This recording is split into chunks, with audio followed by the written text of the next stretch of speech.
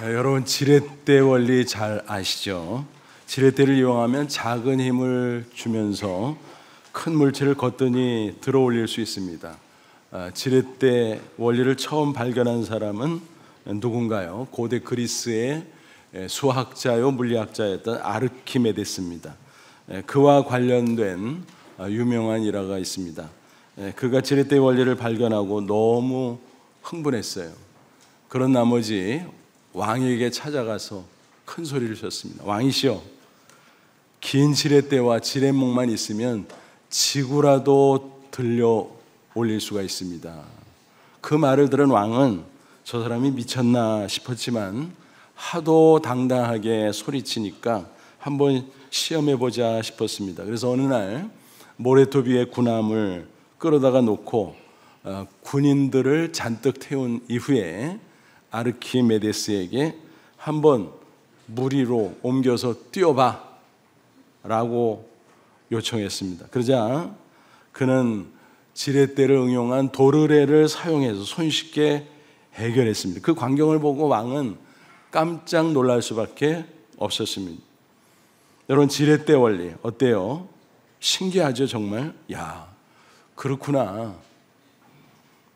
그런데 신기할 게 없어요. 물리학의 기본 원리로서 딱딱 들어맞는 것입니다. 우리의 신앙 생활과 이 지렛대 원리 한번 비교해 보기 위해서, 또 이게 얼마나 잘 활용되고 딱딱 들어맞나. 일상생활에서도 지렛대 원리를 응용한 게 굉장히 많아요. 예를 들면 손톱깎이, 가위, 또 병따개, 그리고 아이들이 즐겨 타는 시소, 다 그런 겁니다. 크게는 산업 현장에서 사용하는 장비들 가운데서도 지렛대 원리를 응용해서 만든 것들이 많이 있습니다. 예를 들면 부둣가에서 컨테이너, 하역 작업하는 데 사용하는 캔트리 크레인, 또 건축 현장에서 사용하는 타워 크레인, 또 포클레인, 지게차 등등. 야, 그렇게 많았어? 라는 생각을 해보죠. 성경을 읽으면서 가만히 생각해 보니까 이 물리학의 원리가 영적 원리하고 일맥상통하는구나 우리가 확인하게 됩니다.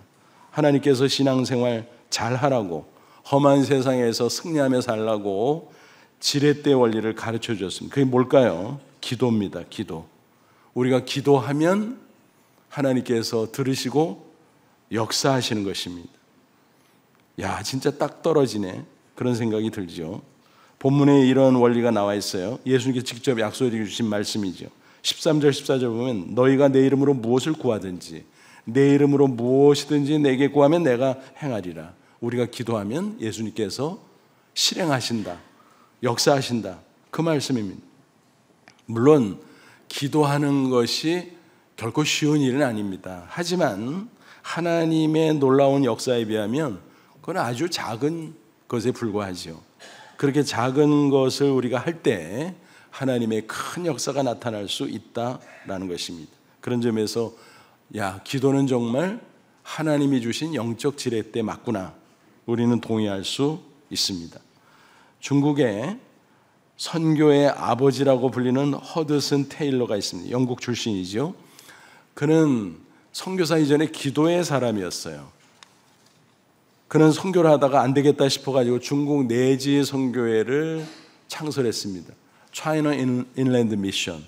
그 명칭에서 아는 것처럼 중국 내륙 깊숙이 들어가서 선교하자는 취지였습니다. 획기적으로 선교의 문을 활짝 열었던 거죠.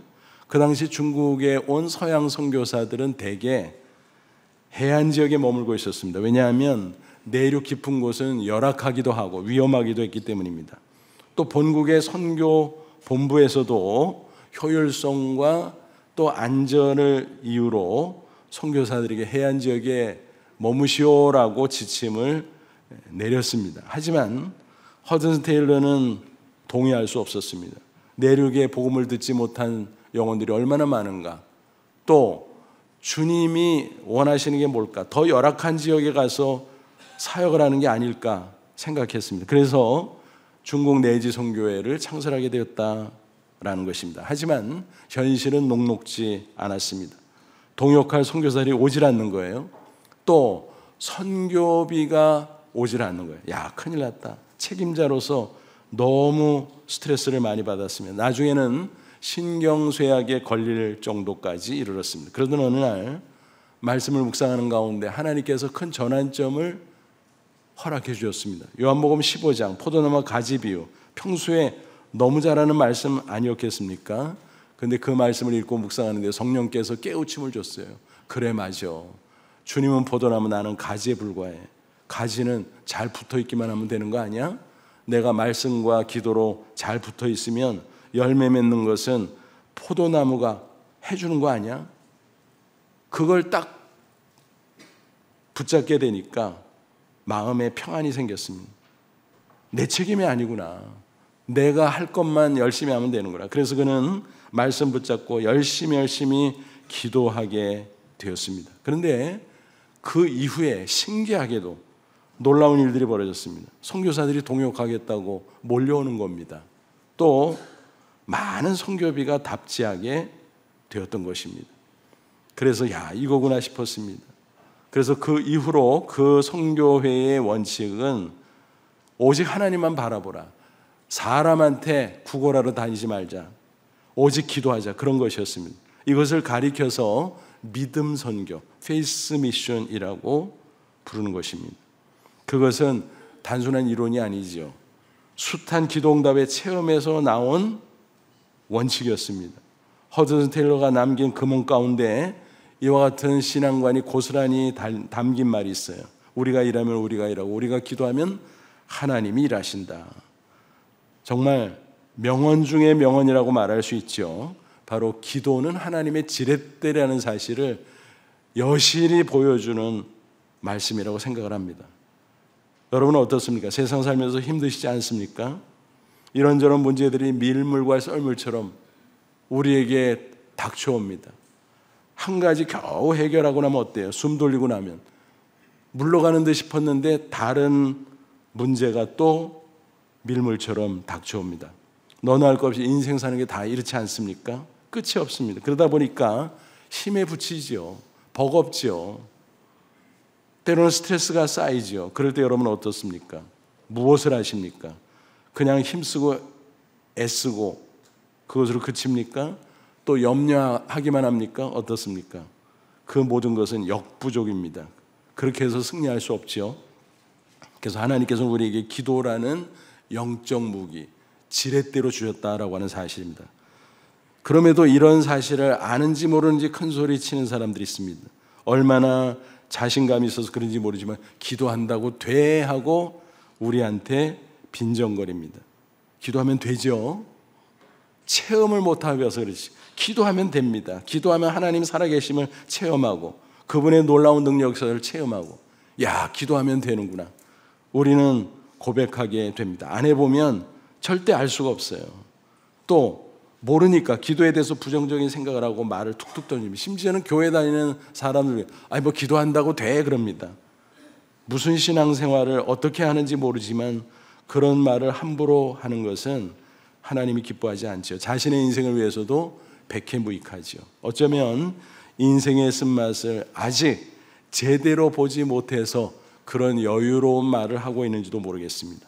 성경은 영적인 지렛대 원리를 누누이 증거하고 있습니다. 우리는 연약합니다. 하지만 우리가 기도할 때 들으시는 하나님은 위대하십니다.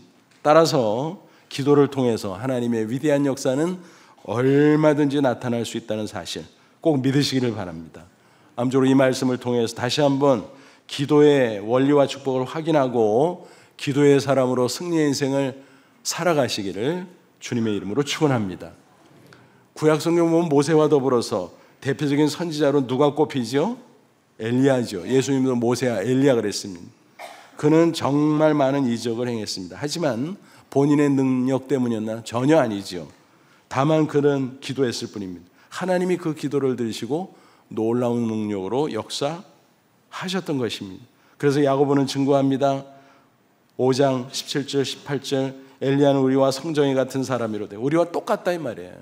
그래서 a man just like us 똑같다. 우리하고 뭐 다르게 대단한 사람 아니다. 별종 아니다. 똑같다. 그 사람이 연약한 거 우리 연약한 거 똑같다. 우리 어리석은 거 그도 역시 어리석다. 똑같다는 거예요. 그런데 그가 비가 오지 않기를 간절히 기도한 지 3년 6개월 동안 땅에 비가 오지 아니하고 다시 기도하니 하늘이 비를 주고 땅이 열매를 맺었느니라. 무슨 얘기예요? 아합 왕 시대이죠. 우상 숭배가 가득하고 이스라엘 백성들이 하나님 앞에 범죄하고 타락하고 부패했던 시대, 하나님이 진노하셨습니다. 그래서 엘리야의 기도를 통해서 하나님께서 가뭄의 징계를 내리셨습니다. 그러다가 때가 되니까 또 기도를 통해서 풀어주신 거예요. 엘리야는 기도했고 하나님은 역사하셨다라는 것입니다. 야, 그러네. 여기도 지렛대 원리네. 맞습니다. 우리는 연약하지만 우리의 기도를 주시는 하나님은 위대하십니다. 강하십니다. 우리가 간절히 기도하면 하나님께서 응답하십니다. 능력으로 역사하십니다. 지렛대 원리와 정말 생각하면 생각할수록 똑같네 감탄하게 됩니다. 지렛대를 통해서 작은 힘을 주지만 그 결과 큰 힘을 나타내듯이 기도를 통해서 작은 힘을 쓰지만 하나님은 그 큰 능력으로 역사해 주신다는 사실입니다.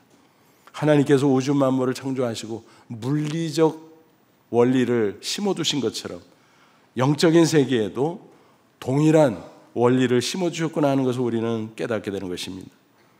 그래서 시편 기자는 이렇게 말씀을 대언합니다. 시편 50편 15절 환난 날에 나를 보라 내가 너를 건지리 내가 나를 영화롭게 하리로다.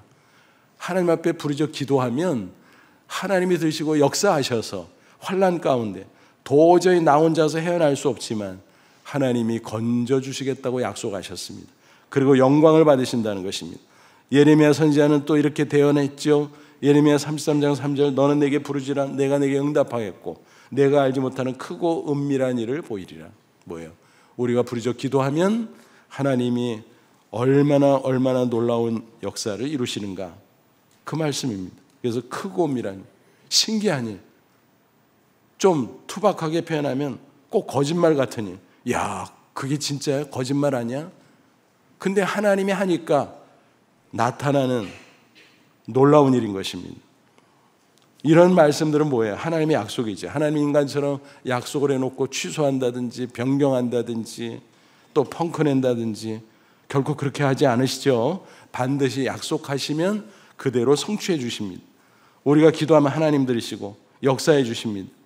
예수님께서 기도에 관해서 주신 말씀 가운데 아주 유명한 구절을 우리가 잘 알잖아요. 마태복음 7장 7절 8절 구하라 그러면 너에게 주실 것이요 찾으라면 찾아낼 것이요 문을 두드리라 그러면 너에게 열릴 것이니 구하는 이마다 받을 것이요 찾는 이는 찾아낼 것이요 두드리는 이에게는 열릴 것이니라. 뭐예요? 구하라 찾으라 두드리라. 세 가지 각각 다른 표현인 것 같지만 사실은 기도를 표현하는 거예요. 그러니까 뭐예요? 기도하라 응답한다. 기도하라 응답한다. 기도하라 응답한다. 3번 강조해서 이 기도의 놀라운 원리를 우리에게 가르쳐 주신 것입니다.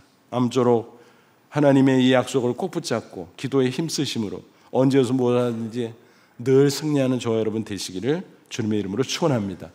그럼 구체적으로 기도를 어떻게 하면 좋겠는가? 기도의 방법이죠. 여러 가지가 있지만 본문에 나오는 거를 중심으로 3가지 원칙을 소개해드리죠. 예수님의 이름으로 기도하라. 믿음으로 기도하라. 그리고 무엇이든지 기도하라 하는 것입니다. 그렇게 기도하면 놀라운 일들을 많이 할 수 있다. 주님은 그렇게 약속하셨습니다. 12절 보세요. 내가 진실로 너에게 이르노니 나를 믿는 자는 내가 하는 일을 그도 할 것이요 또한 그보다 큰 일도 하리니 이는 내가 아버지께 감이라. 여러분 이 구절을 혹시 오해하면 곤란하겠죠. 예수님이 하는 일을 똑같이 할 수 있다.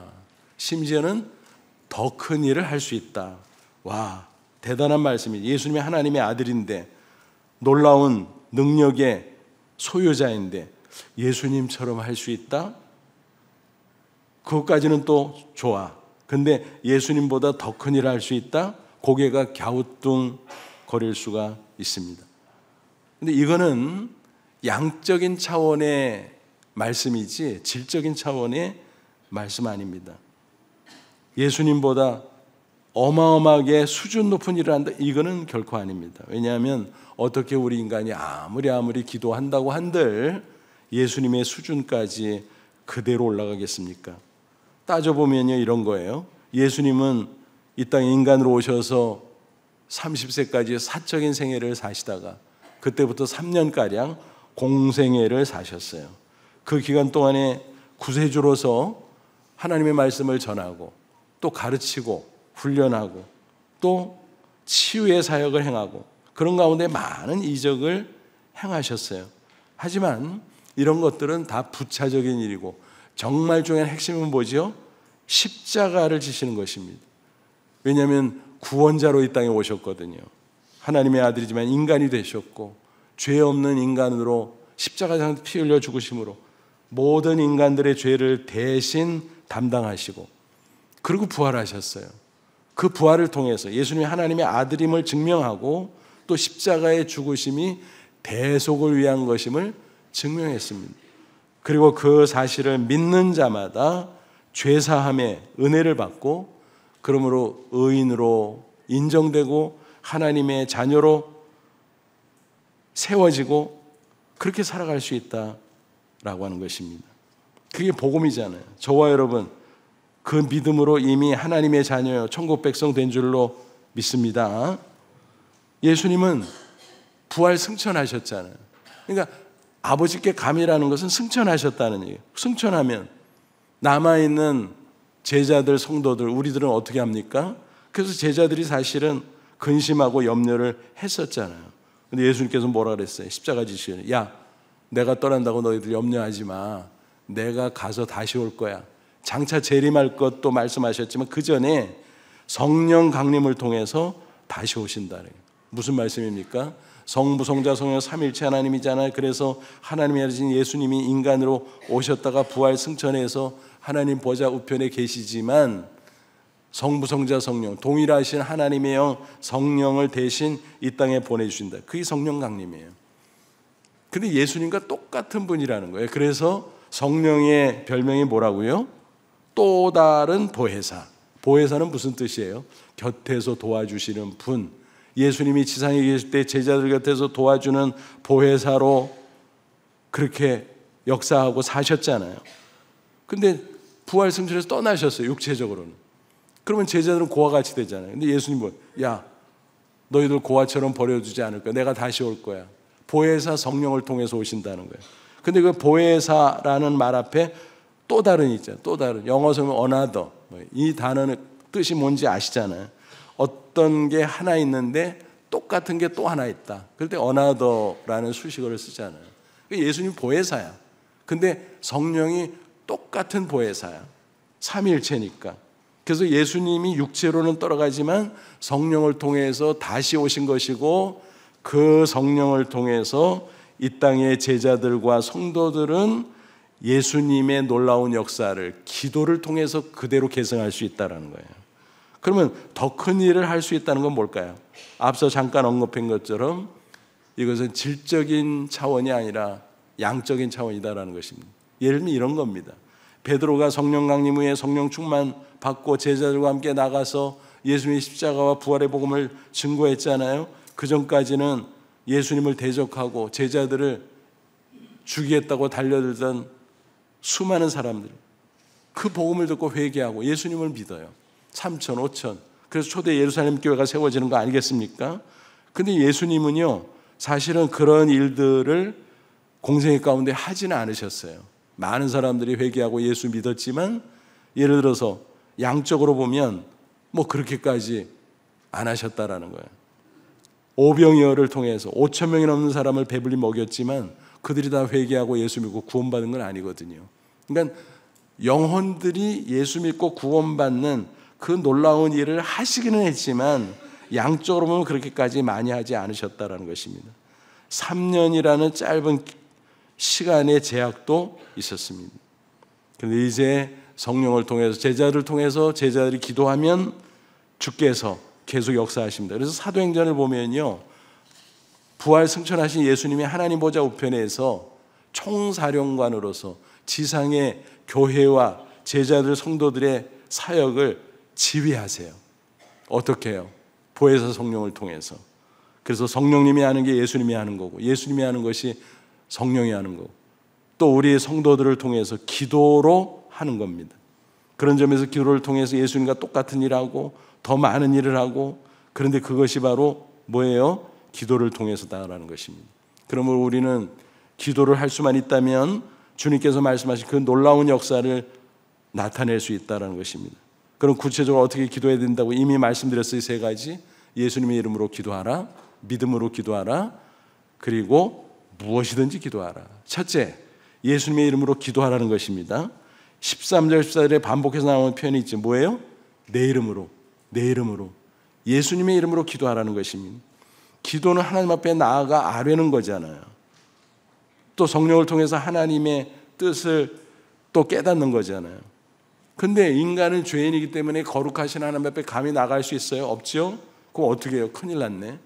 그래서 십자가 대속의 은혜를 힘입어야 된다는 것입니다.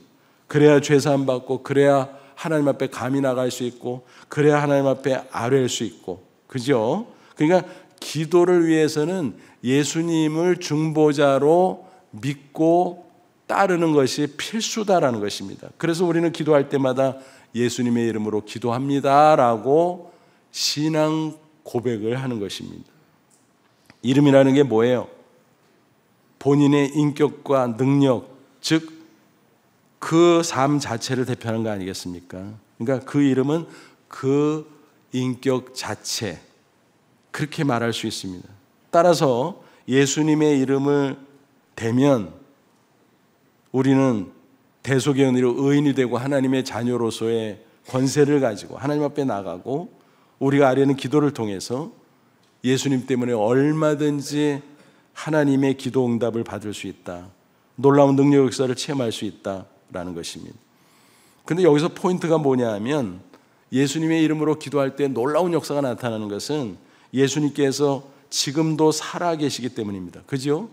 부활해서 승천하시고 하나님 보좌 우편에 계시고 성령을 통해 우리와 함께 하시고 역사하시고, 그래서 기도가 능력의 역사를 나타내는 지렛대가 될 수 있다는 것입니다. 아주 어렸을 적 제가 살던 동네에 상인군인들이 가끔 나타났어요. 6.25 참전 용사 가운데 부상당한 분들이 있잖아요. 근데 그때는 나라가 너무 가난해서 그들을 제대로 지원해 주거나 또 치료해 주거나 그러지를 못했어요.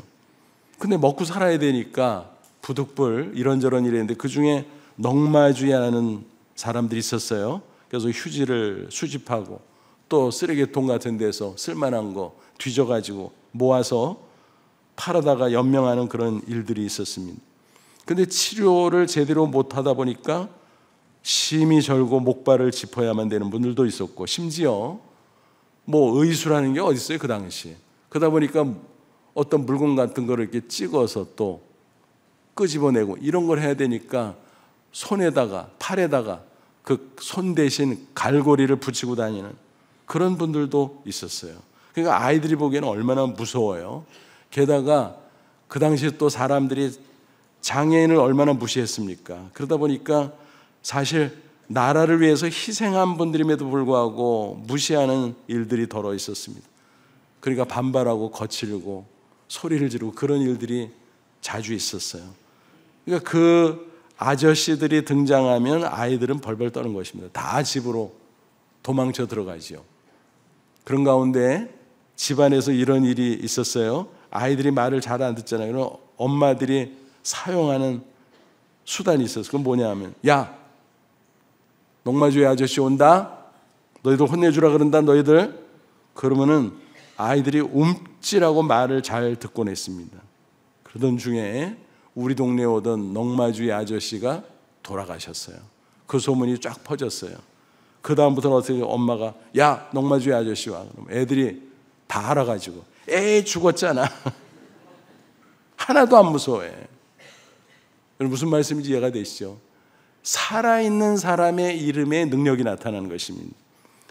예수님의 이름에 능력이 있는 이유가 뭡니까? 예수님 십자가에 죽었다 부활하시고 승천하셔 하나님 보좌 우편에 계시고 보혜사 성령을 통해서 우리와 함께 역사하시기 때문에 그 이름에 능력이 있고, 그 이름으로 우리가 기도할 때 하나님께서 놀라운 능력 역사를 이루어 주시는 것입니다. 이해하셨죠?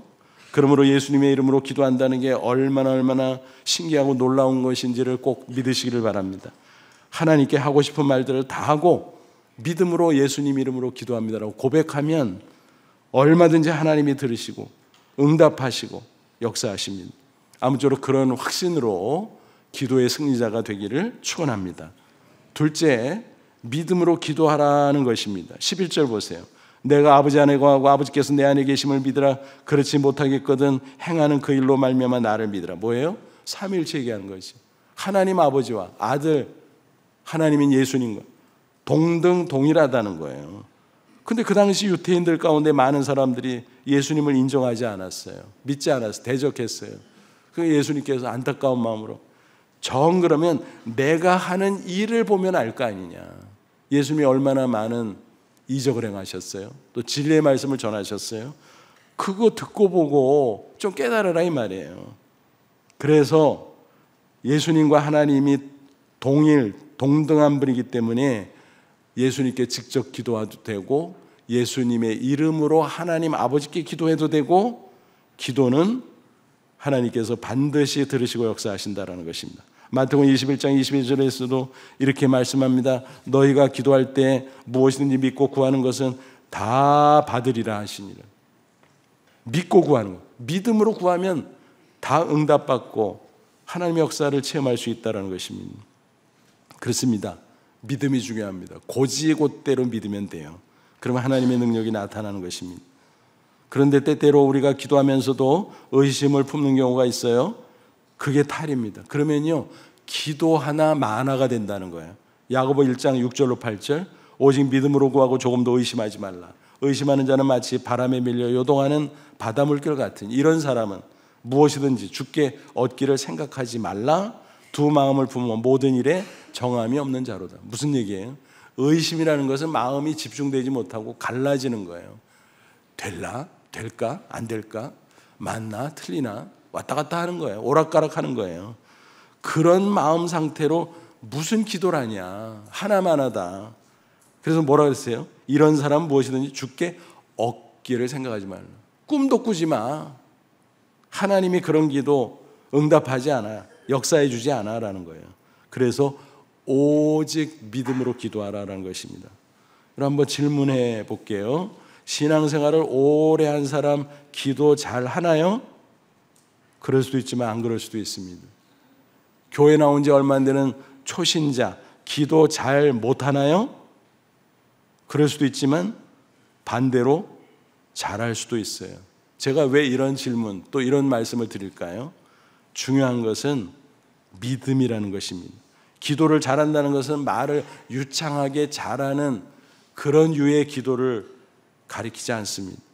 교회 오래 다니면요 기도를 유창하게 할 수 있어요. 근데 그 마음속에 순전한 믿음이 없으면 그 말은 공허할 수 있다는 것입니다. 반대로 초신자 중에서 아직 의심을 품고 있는 분들은 물론 기도하기도 어렵고 그런 기도는 또 하나님이 제대로 들어주질 않습니다. 그런데 교회 처음 나왔지만 그대로 받아들이는 거예요. 그런 사람은 순전한 믿음을 가지고 있는 것이요. 그런 믿음으로 기도하면 오히려 하나님께서 잘하는 기도로 인정하시고 들어주시고 응답해 주시고 놀라운 능력의 역사를 이루어 주신다라는 거예요. 그것은 비유하면 어린아이와 같은 믿음입니다. 예수님이 좋아하는 게 바로 그런 믿음이에요. 순전한 믿음, 어린아이 같은 믿음. 그 믿음을 기뻐하시고 그 믿음으로 기도할 때 응답해 주십니다. 이런 간증이 있어요. 미국의 TV 설교자인데 조이스 마이어라는 여성 설교자가 있어요. 이분은 나이가 굉장히 많으세요. 할머니예요. 그런데 유튜브를 통해서 여러 외국어로 설교 방송을 송출해서 많은 사람들이 은혜 받고 있습니다. 근데 이분의 증손자 아장 걷는 아이의 간증이에요. 그 엄마가 허리 통증으로 너무너무 아파서 침대에 누워서 울고 있었습니다. 근데 그게 마음에 슬펐나 봐요. 이 아이가 엄마가 누운 침대 곁으로 가더니 손을 쭉 뻗어서 엄마 몸에 대는 겁니다. 본 게 있다고. 그죠? 많이 봤을 거 아니에요. 믿음의 집안에서. 그러니 이렇게 외쳤습니다. 예수님, 엄마, 아야, 아멘. 근데 신기한 거는 그 기도를 하나님이 들으셨다는 겁니다. 허리 통증이 그렇게 심각했던 것이 싹 사라져 버린 것입니다. 할머니 조이스 마이어 목사님은 이렇게 말합니다. 여러분, 기도할 때 하나님 앞에서 고상한 사람인 척 하지 마세요.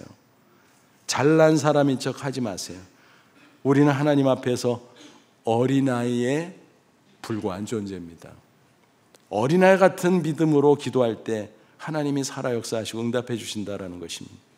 이 간증이 크리스찬 잡지에 실린 것을 제가 읽고 소개해 드린 것입니다.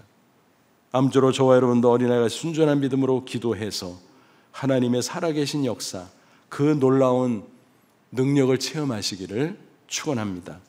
셋째, 무엇이든지 기도하라는 것입니다. 13절, 14절 보면 반복되는 표현이 있어요. 무엇을 구하든지, 무엇이든지 내게 구하면, 무엇이든지, 무엇이든지. 14절을 보시죠. 내 이름으로 무엇이든지 내게 구하면 내가 행하리라. 종종 이런 우를 범할 때가 있어요. 우리가 기도 제목을 내가 가려. 이거는 기도할 만해, 이거는 기도할 만하지 않아. 예를 들면 이런 거예요. 너무 문제가 커. 야, 이게 되겠어? 기도한다고? 그래서 기도를 안 해요. 또 어떤 거는 너무 작은 문제. 아유, 하나님 바쁘실 텐데 뭐 이런 것까지 신경 쓰시라 그래. 그냥 내가 대충 하고 말지. 그래서 기도를 안 해요. 그러니까 기도 제목을 내가 가리는 거야. 이것도 아니고 이것도 아니고. 그러다 보니까 기도하지 않고 대충 살아가게 된다라는 것입니다. 그러니까 신앙생활을 오래 해도 살아계신 하나님의 능력 역사를 체험하지를 못하는 거예요. 그러니까 오래된 분들 중에서도 기도하라 그러면 기도한다고 되나? 되죠. 체험했으니까 자신 있게 말할 수 있잖아요. 체험한 사람으로서 됩니다. 하나님 살아계십니다. 우리가 기도하면 들으십니다. 응답하십니다. 역사하십니다. 여러분 그 확신을 꼭 가지시기를 축원합니다. 따져보죠. 우리가 큰 문제, 하나님 앞에서도 큰 문제, 하나님 앞에 큰 문제가 어디 있어요? 작은 문제도 작은 문제고 큰 문제도 작은 문제지. 하나님 앞에는요 문제 크기가 상관이 없어. 다 꼬맹이야, 다 꼬맹이. 그렇잖아요. 내가 볼 때 크고 작고지. 예를 들어서 질병 치유를 생각할 때 암하고 감기하고 어때요? 하나님이 감기 정도는 고칠 텐데 암은 못 고칠 것 같은데 그런가요? 아니요. 하나님이 맘만 잡수시면 감기 나면 똑같잖아요. 그렇잖아요. 하나님 앞에 다 똑같은 문제예요. 작은 문제, 해결할 수 있는 문제라는 거예요. 반대로 작은 문제, 우리는 아이고 이거 뭐 사소한 거 그냥 뭐 대충 내가 해도 될 것 같은데 이것까지 하나님 앞에 기도해야 돼? 여러분, 작은 문제를 잘못 다루다가 큰 문제로 번지는 경우가 얼마나 많아요. 그래서 사실은 작은 문제도 하나님 앞에 겸손히 기도로 올려야 돼요. 우리가 이런 생각을 해보세요. 부모의 입장에서 자녀들의 사소한 문제들 관심 없어요? 관심 있습니다. 사소한 문제. 왜? 내 자녀를 지극히 사랑하기 때문에. 하나님도 마찬가지예요.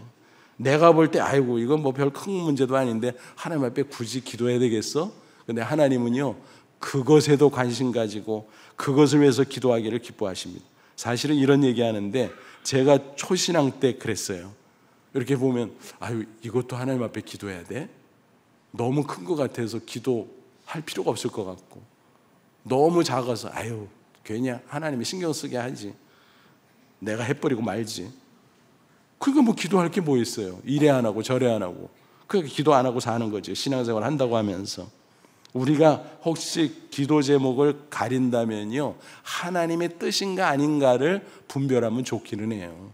우리가 무엇이든지 기도할 수 있지만 특별히 하나님의 뜻에 맞는 것을 그 안에서 기도하면 그거는 하나님이 심히 기뻐하시고 응답하신다라는 사실입니다. 요한일서 5장 14, 15절 그를 향하여 우리가 가진 바 담대한 것이 이것이니 그의 뜻대로 무엇을 구하면 들으심이라.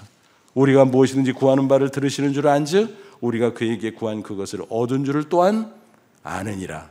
그랬습니다. 놀라운 약속이죠. 제 신학교 동기 목사님의 간증입니다. 초등학교 시절 신앙생활을 시작했어요. 근데 교회에 가는 게 너무 즐겁고 기뻤어요. 살아계신 하나님을 만난 거예요. 예수님을 주님으로 영접한 거예요. 꼬마이지만. 그러니까는 너무너무 좋아서 교회를 열심히 다니는데 불신 집안이었어요. 그때는 아버지가 핍박을 합니다. 다른 가족은 그러려니 하는데 아버지가 계속 야, 너 교회 뭐 하려고 나가? 나가지 마. 근데 안 나갈 수가 없는 거예요. 이 속에 살아계신 하나님이 함께 하시는 거 어떻게 교회를 안 나가겠어요? 그래서 계속 나갔더니 너 말 안 들어? 하더니 폭력을 행사하고 또 계속 나가니까 너 그럴 거야? 성경책 찢어버려. 그렇게 했다는 것입니다. 그러니까 얼마나 힘들었어요. 그러나 하나님이 살아계시니까 위로받고 또 힘없고 또 나가는 거예요. 그런 와중에 아버지에게 큰 시련이 닥쳤습니다. 사업부진으로 경제적으로 어마어마한 고통을 당하고 있었습니다. 돈을 구해야 되는데 구할 데가 없는 것입니다. 그런 가운데 갑자기 아버지가 묻는 거예요. 야, 기도하면 1,000만 원도 생길 수 있냐? 구할 수 있어? 근데 그 질문을 듣고 너무너무 갈등이 있는 거예요, 순간. 야, 이거 안 된다고 그러면은 야, 니네 하나님은 아무것도 아니구나 그럴 것 같고 또 된다 그러면은 책임을 져야 되잖아요. 근데 하나님을 부정할 수 없어서 아버지 돼요. 하나님은 전능하시거든요. 우리가 기도하면 들어주세요. 이렇게 담대하게 얘기를 하는 거예요. 그러니까 아버지가 웃으면서 이 녀석 봐라. 그럼 네가 한번 기도해봐라. 너 1,000만 원이 얼마나 큰 돈인 줄 아냐? 집 한 채 값이야 이 녀석아. 그 당시는 그랬거든요. 큰일 났어요. 야, 내가 기도하면 그 큰 돈을 하나님이 어디서 마련해 주실까? 너무너무 겁이 났습니다. 그래서 그날부터 매달려 기도합니다. 하나님 도와주세요. 하나님 도와주세요. 하나님 살아계시잖아요. 우리 아버지 좀 하나님 살아계신 증거 좀 보게 해주세요. 근데 며칠 후 신기한 일이 벌어졌습니다. 그 가정의 그 일을 건너 들었는지 모르지만 어떤 사람이 잘 아는 사람도 아닌데 보따리를 갖고 방문했는데 어머니 앞에 그 보따리를 풀더니 이거 돈인데요. 이거면 될지 모르겠는데 돈 필요하시죠? 쓰세요.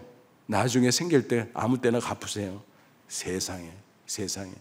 그게 1,000만 원이었다는 것입니다. 얼마나 신기해요. 여러분 들을 때 어때? 에이 거짓말. 그런 분 있죠.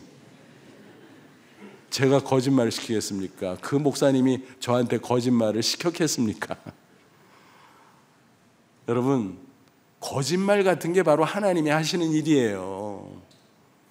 거짓말 안 같은 거는 사실은 사람도 할 수 있잖아요. 내 상황 속에서 내 앞에 닥친 문제, 이건 도저히 안 돼. 나로서는 안 돼. 사람의 차원에서 안 돼. 그럴 때 기도할 때 하나님이 그 일을 이루신다라는 거예요. 그 목사님은 어린 시절 그게 인생에서 큰 간증이었습니다. 그 일로 인해서 그 집안의 복음의 문이 열리기 시작했다고 합니다. 얼마나 아름다운 간증인지 몰라요. 여러분 탁구 여왕 양영자 선수 아시죠? 지금은 선교사님이에요. 88 올림픽 당시 복식 금메달리스트였어요. 영광스러운 것 같은데 물론 영광스러울 그 자체는, 그러나 그 이면에는 많은 고난과 시련이 있었습니다. 그 이전 선수 생활 어렸을 때 할 때는 아픔이 있었어요. 테니스 엘보로 팔꿈치 고통스러워 팔도 들리지 않는, 들면 너무너무 아픈 그런 시절이 있었다는 거예요. 그래서 6년 동안 진통제를 맞으면서 선수 생활을 겨우겨우 이어갔는데 의사가 정색하면서 당장 선수 생활 집어치우라고, 큰일 난다고. 하지만 포기할 수가 없었어요. 나 국가대표 될 거야. 그 꿈이 있었기 때문입니다. 고민하고 있는데 지인이 이야기를 하는 거예요. 아무 기도원에 가면은 고칠 수 있어. 그 목사님 안수기도 받으면 치유된대. 처음에는 에이 뭐 그런다고 되겠어 했는데 뭐 다른 대안이 없으니까 지푸라기 잡는 심정으로 그 기도원에 갔어요. 집회 참석한 시간 말씀 등을 성령께서 역사하신 거예요. 어려서부터 교회는 뭐 드문드문 다녔지만 개인적으로 하나님을 만나고 예수님을 나의 구주로 영접하지는 못했던 터인데 성령께서 역사하셔서 그게 된 거예요.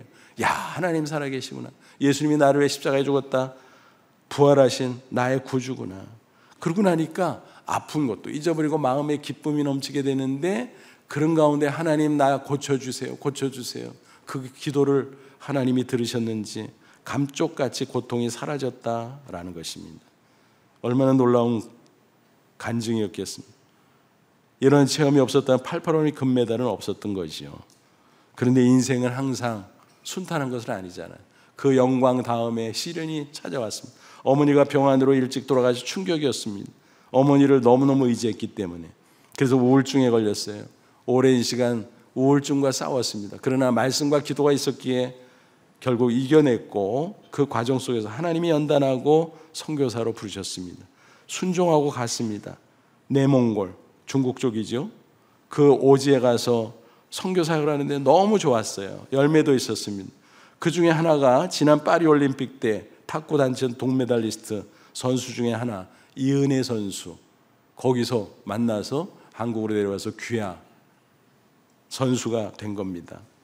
그런데 사역은 이렇게 좋은데 문제가 있었어요. 자녀 교육 문제. 딸이 둘인데 연년생인데 이 아이들을 그 오지에서 어떻게 하려? 현지 학교 보낼 수가 없는 상황이었어요. 국제학교 큰 도시에 보내면 어린 것들 떨어뜨려 놓기도 어렵고, 또 학비는 어떨 거야? 너무너무 비용이 많고 감당할 수가 없었습니다. 어떡하나 홈스쿨링 한다고 하면 시간을 거기다 다 쏟을 수도 없잖아요. 그래서 고민하면서 기도하는데 하나님이 놀라운 역사를 이루어주기 시작했습니다. 기도했는데 유치원 교사가 와서 유치원 과정 떼주고 가고, 그 다음에 이제 초등학교 과정이 남았잖아요. 야, 이거 공부도 내용이 점점 어려워지는데 어떡하나 했는데, 국제 선교단체 웩에서 파송받은 선교사들이거든요. 그 네 분이. 그러니까 기도 편지 쓰잖아요. 근데 그게 전 세계 선교사와 성도들에게 공유가 되잖아요. 영국에 있는 성도들이 그걸 봤어요. 두 사람이 현직 초등학교 교사였는데 사표를 내고 거기까지 온 거예요. 그래서 3년 동안 초등학교 과정을 떼주고 갔다는 겁니다. 이야, 어떻게 그런 놀라운 일이 있을 수 있을까? 우리 교회 강사로 오셨을 때 식사하면서 들려준 간증이에요. 너무 귀해서 제가 이 시간 소개를 해드리는 것입니다.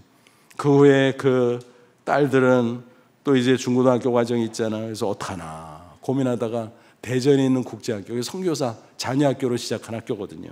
거기에 이제 지원해서 합격을 했는데 문제는 돈이야. 근데 교장 선생님이 낼 수 있는 능력만큼 내세요. 됐잖아요. 그래서 졸업하고 대학 가고 졸업하고 결혼하고 신앙 안에서 각각 잘 살고 있다는 간증입니다.